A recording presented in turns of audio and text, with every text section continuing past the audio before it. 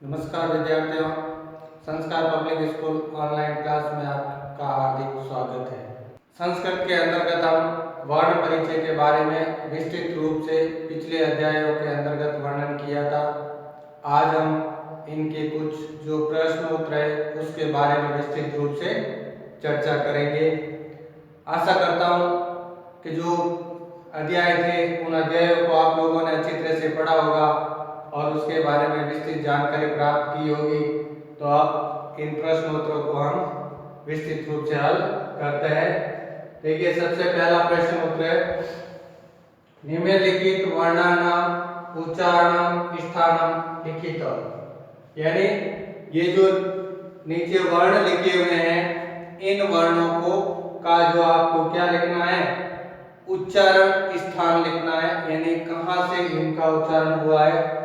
जैसे सबसे पहला है ये ग, तो ग किसके अंतर्गत आता है, यानी क वर्ण के अंतर्गत आता है। तो हमें मालूम है ग का उच्चारण है कंठ से हुआ है, ये कंठव्य है। फिर उसके बाद में ये ज है वो हमारे च वर्ण के अंतर्गत आता है और च वर्ण का उच्चारण है वो कहाँ से होता है, तालु से होता है। तो उसका जो सूत्र भी है इच्छु यशानाम तालु। इसी तरह यह है, अगला देखिए द है, तो इसका उच्चारण है यानी द है किस वर्ण के अंतर्गत आता है, त वर्ण के अंतर्गत आता है। तो इसका उच्चारण है दंतव्य, यानी ये जो इसका उच्चारण है दंत। फिर है प, प का उच्चारण है यानी प वर्ग है पूरी प के अंतर्गत आता है। तो इसका उच्चारण है ओष्ठ, यानी ओठों के द्वारा इसका उच्चारण होता है, इसलिए इन्हें हम ओष्ठ व्यंजन कहते हैं। फिर है न, न का उच्चारण है, वैसे ये जो है इसमें दंतोष्ठ के अंतर्गत भी आता है, परंतु इसे हम नासिका के अंतर्गत लेंगे क्योंकि ये नाक से इसका उच्चारण है। नासिकी यानी पंचाम अक्षर जो भी है वो नासिके के अंतर्गत आते हैं। फिर है ढ, यानी ट ठ ड ढ, तो ये है यशानाम इसु मूर्धा, यानी ये ढ है वो मूर्धा के अंतर्गत आता है, मूर्धन्य है जिन्हें हम बोलते हैं। फिर है ए का उच्चारण है वो कंठोष्ठ से होता है। इसी तरह अ का उच्चारण है वो कंठव्य से होता है। फिर है उ का उच्चारण है होठों के माध्यम से होता है, तो इन्हें हम ओष्ठ कहते हैं। फिर है च का उच्चारण है तालु से होता है। और फिर है अंतिम है द का उच्चारण व का उच्चारण वैसे वकारस्य है दंतोष्ठ, यानी इसका उच्चारण है दंतोष्ठ, यानी दांतों और ओष्ठ दोनों से मिलकर के होता है, इसलिए ये दंतोष्ठ होगा।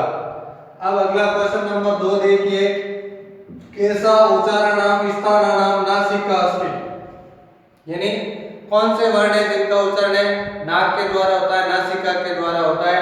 तो जो पंचम अक्षर है य ण न म ड़ य, तो ये जो पंचम अक्षर है पांचों अक्षर है यानी जो नाक से उच्चारित होने वाले हैं, यानी जो कंठ तालु मूर्धा दंत और ओष्ठ, इनके जो पीछे वाले जो पांचों के पांचों वर्ण है इनका उच्चारण नासिका के द्वारा होता है। और इसके साथ में अनुस्वर का उच्चारण है वो भी किसके द्वारा होता है, नासिका के माध्यम से होता है। फिर है च वर्गस्य उच्चारण स्थानम किम भवति, तो वैसे ही हमें मालूम है इसु यचा नाम तालु, यानी च का उच्चारण है वो तालु के द्वारा होता है, तो इसका उच्चारण है तालु। फिर है प वर्ग का उच्चारण स्थानम किम भवति, यानी प वर्ग का उच्चारण है कहां से होता है, तो प वर्ग का उच्चारण है वो कहां से होता है, ओष्ठ से होता है, इन्हें ओष्ठ है इसका उच्चारण। फिर है दंतोष्ठ उच्चारण स्थानम किम भवति, यानी किसका उच्चारण है दंतोष्ठ से होता है, यानी दांतों और ओष्ठ दोनों से मिला करके होता है। तो हमें मालूम है वकारस्य दंतोष्ठ, यानी व का उच्चारण है दांत और ओष्ठ दोनों से होता है। फिर है उच्चारणे कस्य अपि परम संयोग भवति।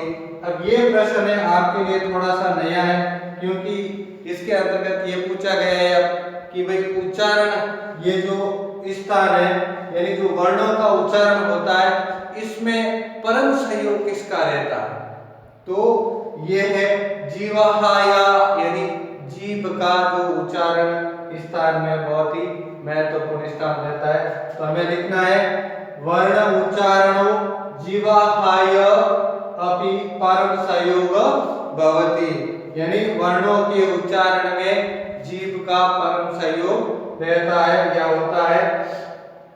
फिर है प्रश्न नंबर 7, निम्नलिखित वर्णानाम उच्चारण बोधक सूत्राणि लिखित, यानी ये जो वर्ण दिए हुए हैं इन वर्णों के जो उच्चारण बोधक जो सूत्र है उन सूत्रों को हमें लिखना है।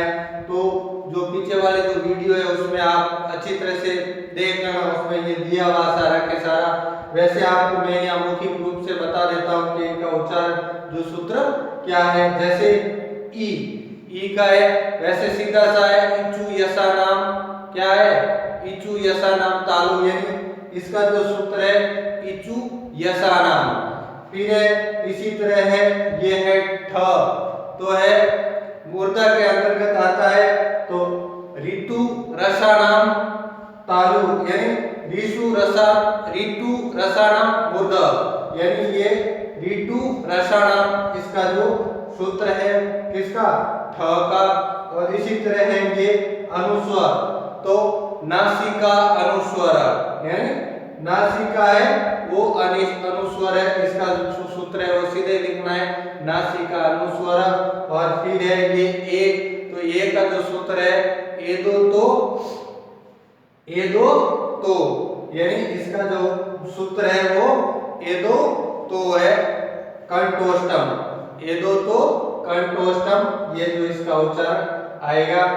फिर है देखिए अगला क्वेश्चन देखिए, अधोलिखित वर्ण सह तेषाणाम उच्चारण स्थानम भेदम कुरु, यानी ये जो वर्ण दिया हुआ है इन वर्णों का जो है उच्चारण हमें उच्चारण स्थान से वर्णों को क्या करना है, भेद करना है। तो ये वर्ण दे रखे और यहाँ उच्चारण स्थान दे रखा है, तो है हमें इनको पहले पता होना चाहिए कि इन वर्णों का उच्चारण कहाँ से होता है। जैसे ह वर्ण है तो ह वर्ण किसके अंतर्गत आता है, तो वैसे सूत्र के अंतर्गत आता है अकु विसर्जनाहाय कंठ, तो ये ह है का उच्चारण है कंठ से होता है। फिर है स, तो ये है ऋतु रसाना मूर्धा, तो ये श है मूर्धा के अंतर्गत आएगा। फिर है फ, ये है ओष्ठव के अंतर्गत आएगा। फिर है ज, ये है इचु यसा नाम तालु। फिर है ध, ये है दंता के अंतर्गत आएगा। और फिर अंतिम बचा औ, तो ये आपके आएगा कंठोष्ठम के अंतर्गत। तो इस तरह से इन प्रश्नों का हमने निश्चित रूप से हल किया। अब मुझे आशा है कि चाहे आपको किसी तरह का कोई प्रश्न पूछा जाए तो उसका आप आसानी से उत्तर दे सकते हो।